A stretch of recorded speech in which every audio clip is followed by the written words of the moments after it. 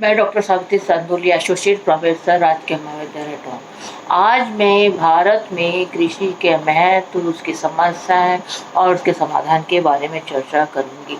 महत्व की चर्चा हम पहले वाले व्याख्यान में कर चुके हैं कि जो कृषि है वो हमारी अर्थव्यवस्था का मेरुदंड है और हमारे जो देश में है ये जीविका उपार्जन का प्रमुख साधन रहा है। इसके साथ साथ ये औद्योगिक विकास में भी सहायक है। तो हम ये माने कि अगर हम सारांश पे देखें तो हमारी अर्थव्यवस्था में, हमारे भारतीय अर्थव्यवस्था कृषि का विशेष योगदान रहा है। परंतु जितना महत्व हमारे कृषि का महत्व है, उतना ही उसको कई चुनौतियों का, कई समस्याओं का सामना करना पड़ रहा है। उसके जो प्रमुख कारण वो रहे हैं, उसका मेन कारण जो है, सबसे पहले जो हमारी जो कृषि है वो मानसून पे आधारित है। यदि बारिश होती है तो खेती अच्छी हो जाती है, यदि वर्षा नहीं होती है तो खेती नहीं हो पाती। तो जिसके कारण से जब सबसे बड़ी समस्या, जब कृषि के लिए जब उपयुक्त जल प्राप्ति नहीं हो पाएगा, सिंचाई के साधन ही नहीं उपलब्ध आएंगे, तो सही ढंग से किस प्रकार से खेती हो पाएगी। तो सबसे बड़ी जो मेन जो प्रॉब्लम हमारी अर्थव्यवस्था की है, हमारे कृषि क्षेत्र की है, वो है कि जो मानसून पर हमारी जो कृषि है वो मानसून पर आधारित है।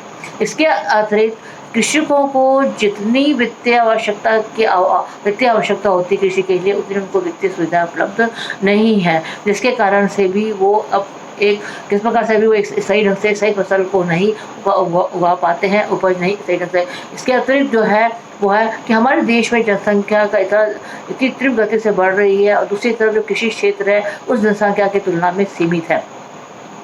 तो ये जो है तो ये भी एक हमारी अर्थव्यवस्था की, एक कृषि क्षेत्र की समस्या रही है।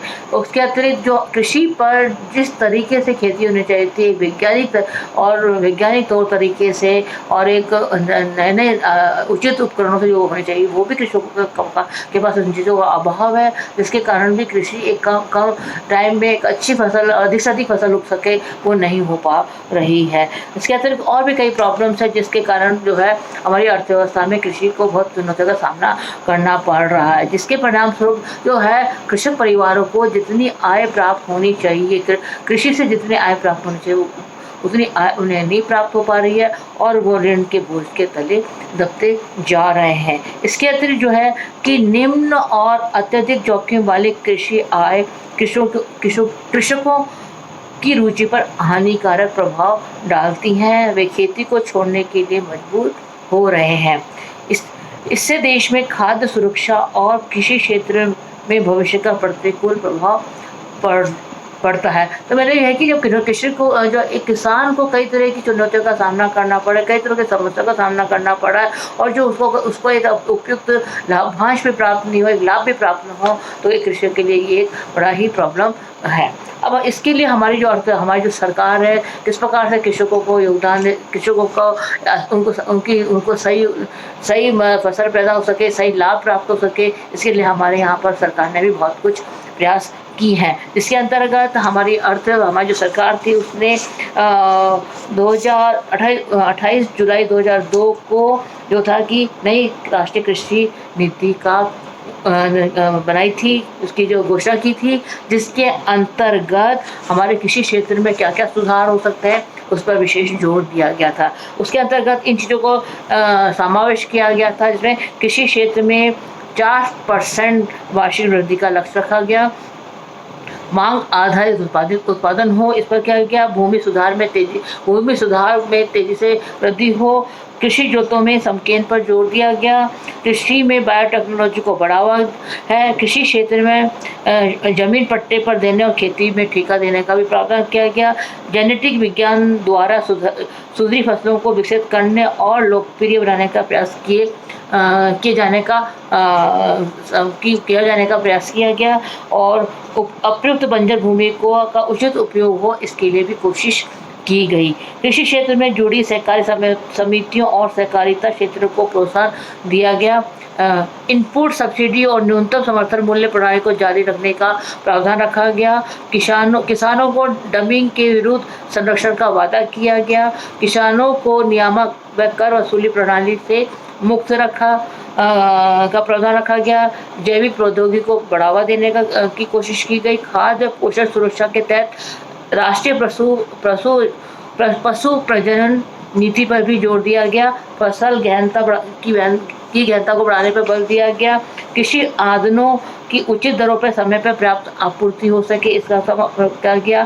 पौध किस्मों का संरक्षण हो, इस पर भी जोर दिया गया।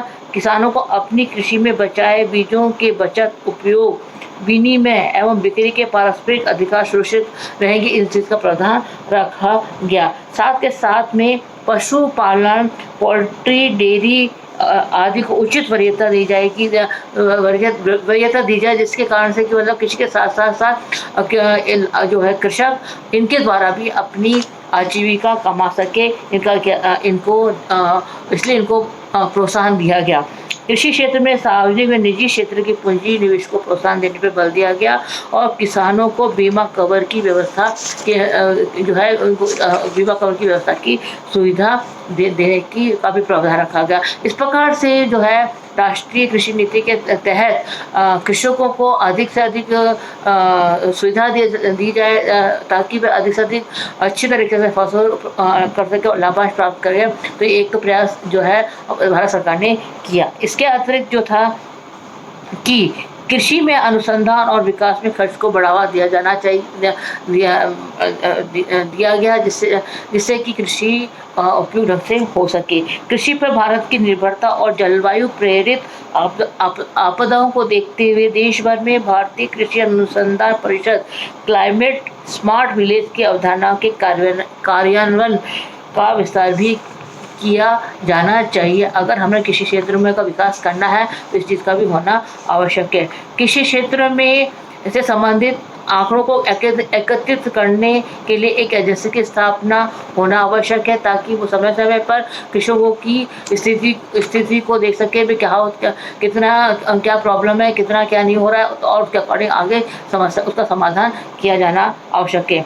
यह संस्था लाभार्थियों की पहचान, सब्सिडी के बेहतर लक्ष्यकरण और नीति निर्माण में सहायक हो सकती है। तो अगर हमें कृषि का विकास करना है तो राष्ट्रीय जो कृषि नीति अपनाई है उसके अकॉर्डिंग चलना पड़ेगा, और इसके साथ साथ हमें जो उनको कृषकों की सुविधाओं का भी ध्यान रखना पड़ेगा, उनकी समस्याओं का भी ध्यान रखना पड़ेगा, और उनकी समस्याओं को समाधान करने की भी कोशिश की जानी चाहिए, तभी एक कृषि का विकास संभव है। इसके अतिरिक्त यदि हमें कृषि में के क्षेत्र में वृद्धि करनी है तो सिंचाई के साधनों का विकास होना आवश्यक है।